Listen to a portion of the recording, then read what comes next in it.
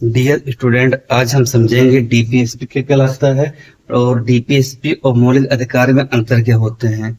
DPSP का full form होता है राज्य की नीति निर्देशक सिद्धांत, इंग्लिश में बोलते हैं directive principle of state policy, जो कि भाग 4 के आर्टिकल 36 से 51 के बीच में दिया गया है। डीपीएसपी आयरलैंड के संविधान से लिया गया था। कौन से भाग में दिया? भाग 4 में आर्टिकल 36 से 51। और कहां से लिया गया? आयरलैंड से। तमाम वनडे एग्जाम में सवाल यही से बन जाते हैं कि कहां से लिया गया है, किस आर्टिकल में और किस संविधान से। इसका मुख्य उद्देश्य क्या था? लोक कल्याणकारी राज्य की स्थापना करना। डीपीएसपी का मुख्य उद्देश्य है लोक कल्याणकारी यानी वेलफेयर स्टेट की स्थापना करना और राज्य में सामाजिक और आर्थिक लोकतंत्र की स्थापना करना। अब ये तो मूल उद्देश्य हो जाता है। जो संविधान सभा के सलाहकार थे बी एन राव, इनका कहना था कि मौलिक अधिकार दो तरह के होने चाहिए। एक वह अधिकार जो संविधान लागू होने के बाद तत्काल दे दिए जा सके भारत के नागरिक को। दूसरा, संविधान जब भारत के पास पर्याप्त संसाधन हो जाए, भारत विकसित हो जाए। हम सभी जानते हैं 1947 के बाद जब आजाद हुआ देश हमारा, तो भारत पे भुखमरी, बेरोजगारी, गरीबी, अशिक्षा सामने चुनौती थी। तो इसी प्रकार संवैधानिक सभा में चर्चा की गई और दो तरह के मौलिक अधिकारों की बात की गई। एक तो वह जो संविधान लागू हुआ उसके तत्काल बाद दे दी जाए भारत के नागरिकों को। दूसरा, जब भारत के पास पर्याप्त संसाधन हो जाए तब उन अधिकारों को दिया जाए। संविधान में चर्चा के बाद परिणामतः यह निकला कि जो मौलिक अधिकार है इनको दो भागों में डिवाइड कर देना चाहिए। पहला भाग 3 के अंतर्गत मूल अधिकार आ जाएंगे आपके, इसे बोलते हैं मौलिक अधिकार, आर्टिकल 12 से लेकर 35 तक। दूसरा प्रकार का अधिकार था राजकीय नैतिक सिद्धांत, ये भाग 4 में आर्टिकल 36 से 51 के बीच में जाएंगे। आखिर अब ये जो हम पढ़ रहे हैं कि अधिकार, ये तो समझ गए कि इसका डीपीएसपी का उद्देश्य क्या है? लोक कल्याणकारी राज्य की स्थापना करना यानी वेलफेयर स्टेट की स्थापना करना। आप पढ़ते हैं आर्टिकल 12 में भी राज्य की परिभाषा है और यहाँ आर्टिकल 36 में भी राज्य की परिभाषा है। राज्य की परिभाषा के अंतर्गत राज्य की विधानमंडल की कार्यपालिका के सभी प्रकार के अंग आ जाते हैं।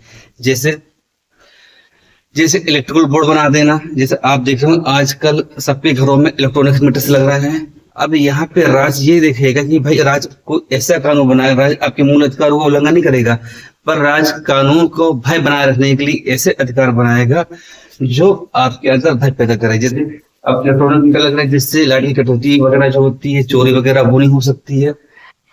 इस प्रकार अधिकार की बात करी जाए कि अधिकार होते क्या है सर, तो अधिकार का मतलब ये होता है जो मौलिक अधिकार होते हैं। यदि हम केवल अधिकार की बात करें तो अधिकार का मतलब होता है मानव जीवन की वे परिस्थितियां जिनके अभाव में समानता कोई भी व्यक्ति अपने व्यक्तित्व का निखार नहीं कर सकता है। वहीं हम मौलिक अधिकार की बात करें, मौलिक अधिकार की परिभाषा क्या है? सन 1967 में गोपाल नाथ वर्सेस पंजाब वाद में सुप्रीम कोर्ट ने निर्णय दिया और मौलिक अधिकार को परिभाषित करने का प्रयास किया कि मौलिक अधिकार वह अधिकार होते हैं जो व्यक्ति के चहुमुखी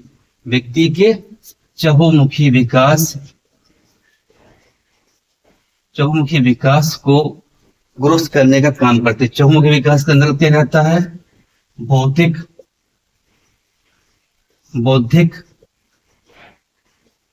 नैतिक और आध्यात्मिक।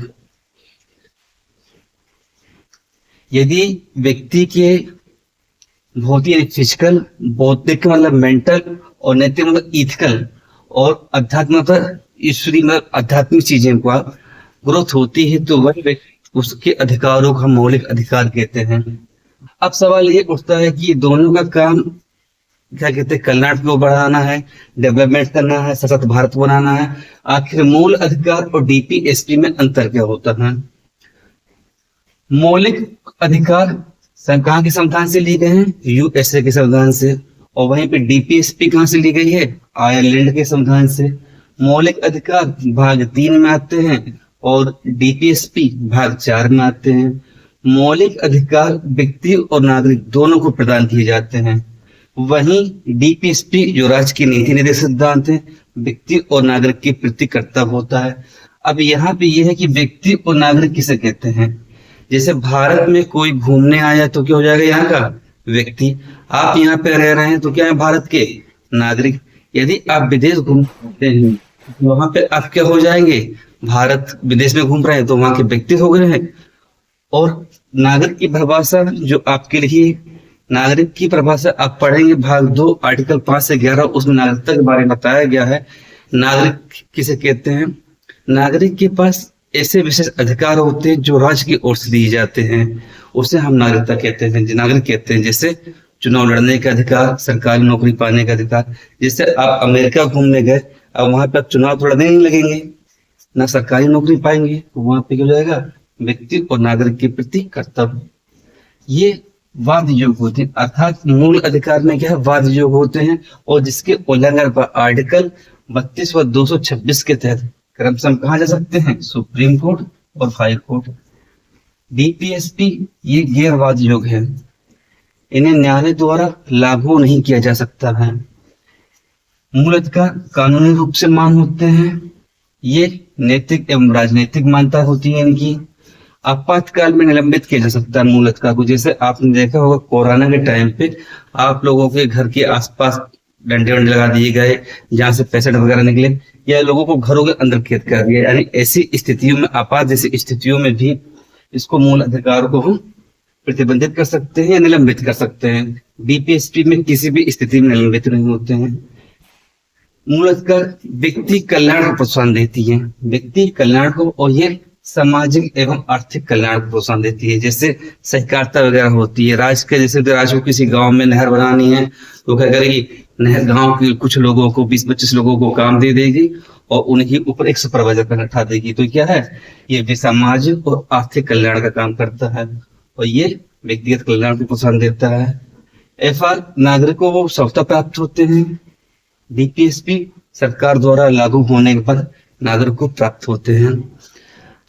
इसी प्रकार डीपीएसपी पे जो कहा गया है आर्टिकल 36 से 51, जैसे आपकी विभिन्न एग्जाम पूछा जाता है कि भाई क्या कहते हैं कि आर्टिकल 40 ग्राम पंचायत का गठन है, 39 एवं समान न्याय एवं निःशुल्क विधिक सहायता दी गई है। तमाम प्रकार की जो चर्चा, जैसे आर्टिकल 51 कहा गया है देश में अंतर्राष्ट्रीय स्तर पर शांति स्थापना करना वगैरह, इसकी चर्चा हम अगली क्लास में पढ़ेंगे। धन्यवाद।